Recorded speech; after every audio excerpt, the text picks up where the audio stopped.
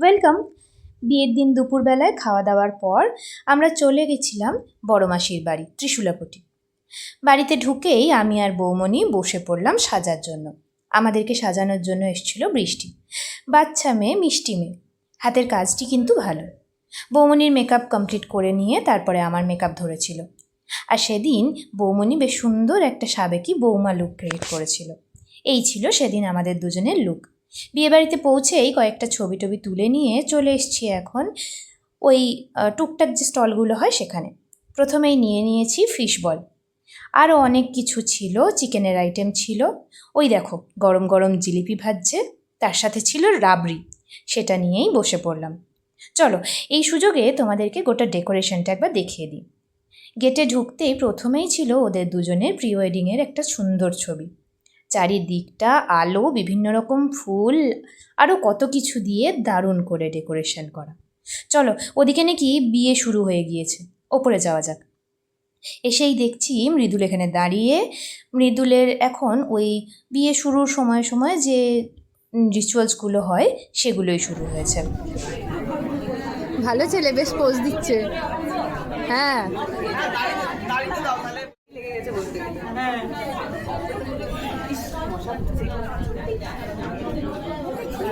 Complete.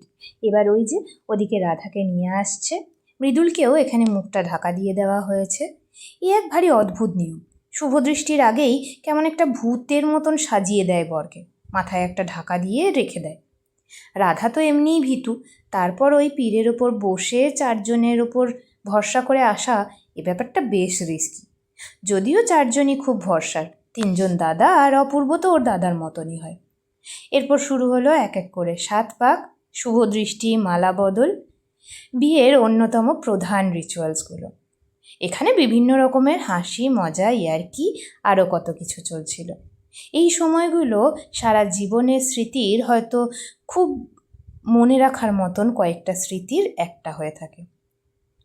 কত মানুষজন থাকে, তার মাঝেও দুজনের কিছু নির্লজ্জ অভিব্যক্তি, কিছু ভালোবাসার মুহূর্ত, আর অনেক মানুষের উপস্থিতিতে একটা শুভ দিনের সূচনা।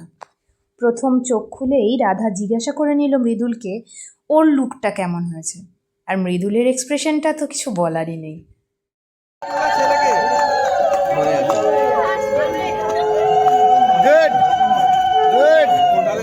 এখন হবে কিছু ফটোগ্রাফি আর ভিডিওগ্রাফি, তারপর পরের রিচুয়ালস।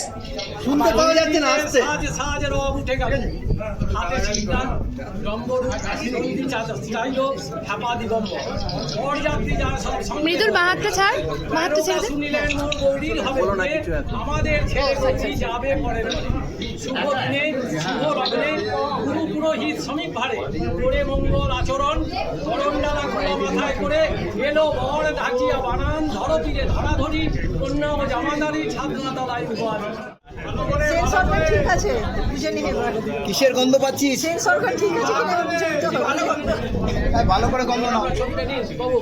এই যে এখন হচ্ছে ফলস শুভদৃষ্টি, মালা বদল, এগুলো সবই ভালো ফটো আর ভিডিও তোলার জন্য, আরেকবার করে সুন্দর করে। আর তাই জন্যই এবারের মালা বদলটা হলো ওই বড় মালাটা দিয়ে। এরপরে ওদের টুকটাক কিছু ছবি টবি তুলে তারপরে হয়তো বিয়েতে বসবে ওরা।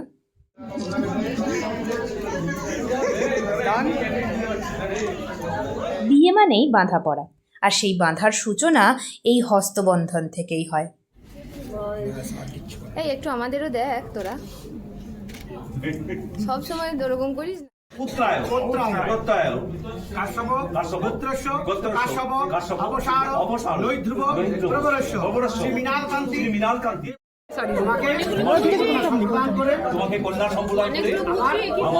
ও তো অর্ধেক বুঝতে পারছে না। ব্যাস, মৃদুলেরও কি বাংলাটা ওরকম নাকি?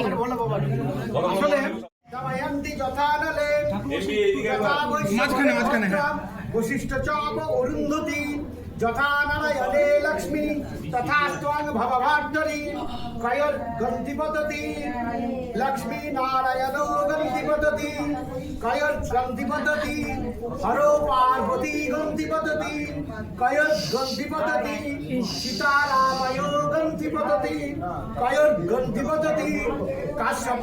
বিয়ের এই প্রথম পর্বটা শেষ হলো গাঁটছড়া দিয়ে। আমরা বসে পড়েছি এখন খাবার টেবিলে। ঘড়িতে তখন প্রায় রাত্রি 12টা, 12:30। তখন কি আর ভালো করে খাওয়া যায়? তাও সব কিছু একটু একটু করে টেস্ট করা হলো।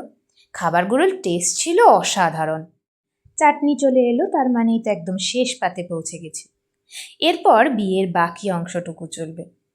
খৈদান, সপ্তপদী, সিঁদুরদান। আর এই সিঁদুরদানটাই তো বিয়ের মধ্যে সব থেকে বড় আকর্ষণ। চলো দেখতে থাকো।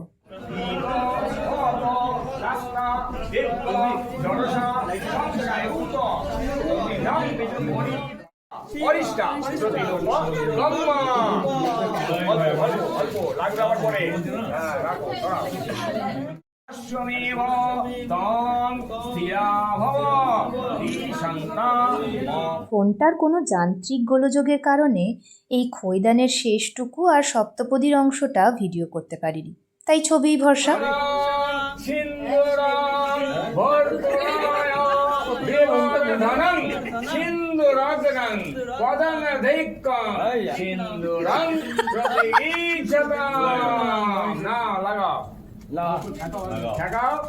ব্যাস ব্যাস। এবার এদিকে তাকা, মুখটা ঘুরিয়ে নে। ও সেরা সেরা। নাকে গাদা পড়ে যাবে।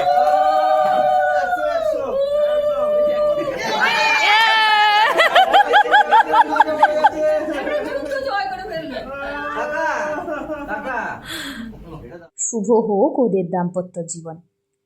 আজ তবে এটুকুই থাক। আবার দেখা হচ্ছে কিন্তু বিয়ের পরবর্তী অংশগুলো নিয়ে। ততক্ষণ টাটা।